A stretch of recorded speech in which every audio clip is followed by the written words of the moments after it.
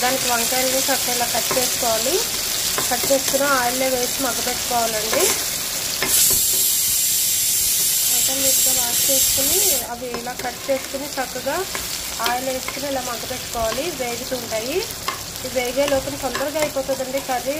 Maximum 10 minutesలో అయిపోతుంది.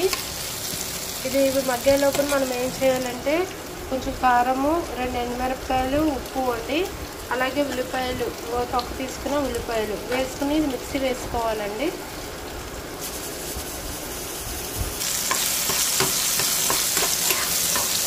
చూసారు కదండి, ఆల్మోస్ట్ వేగిపోతుంది. ఇది లోపల మనకి మిక్సీ వేసుకున్నాం కదండి, ఇది కూడా రెడీ అయిపోయింది.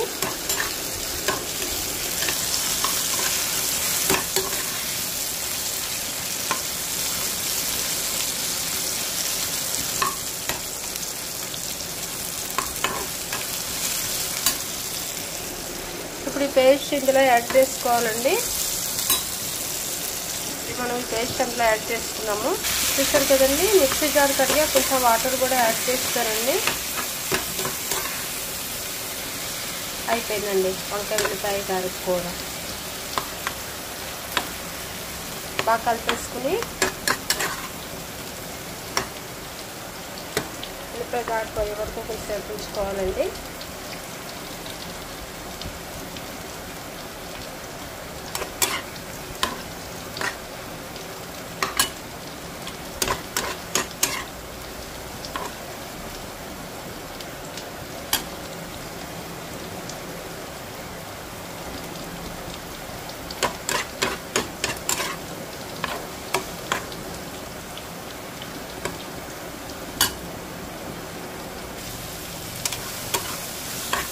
చూసారు కదండి, వేగిపోయింది.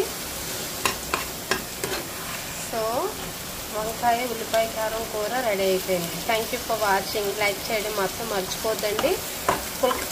పుల్కాస్కి రైస్కి కూడా చాలా బాగుంటుంది. తప్పకుండా ట్రై చేయండి. Thank you.